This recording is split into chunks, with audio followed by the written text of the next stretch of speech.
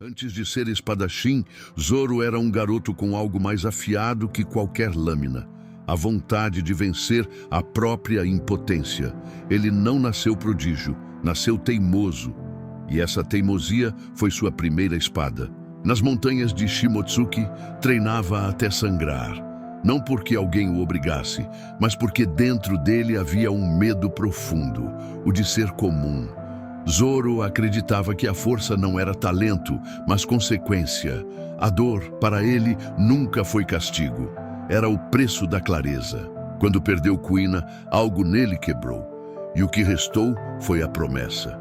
Uma promessa tão simples que se tornou sagrada. Serei o melhor espadachim do mundo, por nós dois. A partir desse dia, Zoro deixou de lutar contra os outros e começou a lutar contra si. A espada, antes um instrumento, virou espelho. E cada treino, cada ferimento, cada queda passou a ser uma conversa silenciosa com a própria fraqueza. A jornada começou ali, não em busca de glória, mas de redenção, não por vaidade, mas por honra. Zoro aprendeu cedo que a espada é uma extensão da alma e que o golpe perfeito não nasce da raiva, mas da compreensão. Quando o corpo cede, a mente continua. Quando a mente duvida, a vontade segura.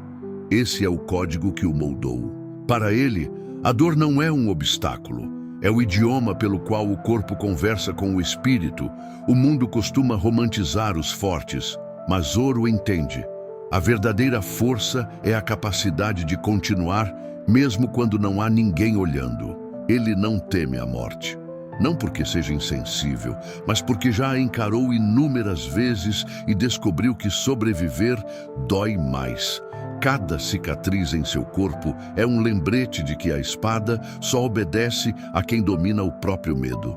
Quando Mihawk o derrotou, Zoro não chorou pela perda, chorou pela clareza, porque naquele momento entendeu que a promessa não era um destino, era um fardo que o exigiria até o último suspiro. O fracasso não o diminuiu, lapidou-o. Como ferro no fogo, cada derrota o purificava de algo supérfluo, até restar apenas o essencial, a vontade. Quando conheceu Luffy, Zoro não procurava um capitão, procurava um propósito e o encontrou de uma forma que nunca esperava. Não na hierarquia, mas na confiança. Ele não segue Luffy por obediência. Segue porque acredita, e acreditar para Zoro é um ato quase sagrado, porque significa colocar a própria vida nas mãos de outro homem e ainda assim manter a própria honra intacta. Zoro vive pela espada, mas morre pela palavra.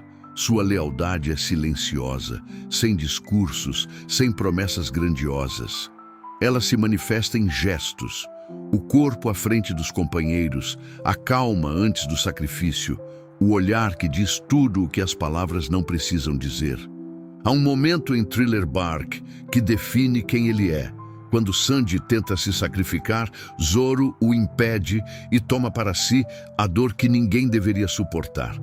Naquela noite, o espadachim sangrou mais do que qualquer humano poderia. E quando perguntaram o que havia acontecido, respondeu: nada aconteceu. Esse é o credo de Zoro. A verdadeira lealdade não busca testemunhas. A verdadeira honra não pede aplausos. Anos depois, o nome Roronoa Zoro ecoa como símbolo, mas por trás do mito há apenas um homem que ainda se pergunta se é digno da promessa que fez. Ele não luta por poder, luta por coerência. A espada não é apenas uma arma, é um lembrete de quem ele escolheu ser quando o mundo o tentou corromper. Zoro entende que ser forte não é nunca cair, é levantar com a mesma dignidade com que se cai, é sangrar sem perder a calma, é manter o foco mesmo quando a alma grita. Para ele, o mundo é uma arena onde o corpo se torna metáfora. A dor é o mestre, a disciplina é o caminho, e a fé é o fio invisível que mantém tudo coeso. O homem que um dia jurou cortar o impossível não buscava vencer o mundo, buscava vencer o próprio limite. E é isso que o torna invencível. No final, Zoro não é o espadachim mais forte apenas por técnica.